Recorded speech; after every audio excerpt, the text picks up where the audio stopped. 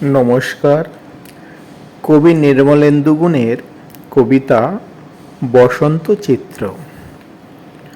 একজন চিত্রকেতার সবিনয় অনুরোধে আমি আঁকতে বসেছি একটি আম গাছের ছবি, যে তার দেহচ্ছায়া রামসুন্দর পাঠাগারের সবুজ টিনের চালের উপরে বিছিয়ে দিয়েছে। গাছের সবুজ পাতারা সবই প্রায় ঢাকা পড়েছে হালকা হলুদ রঙের অজস্র বোলের আড়ালে। এত আমের বোল আমি আমার জন্মে কোনো দিন দেখিনি। একটা মধুর গন্ধ ছড়িয়ে পড়েছে বাতাসে, ফুলে ফুলে, ডালে ডালে, পল্লবে পল্লবে, মৌমাছি ও লক্ষ কোটি কীট পতঙ্গের ভিড়। তারা মধুর সমুদ্রে অবগাহনের আনন্দে অস্থির।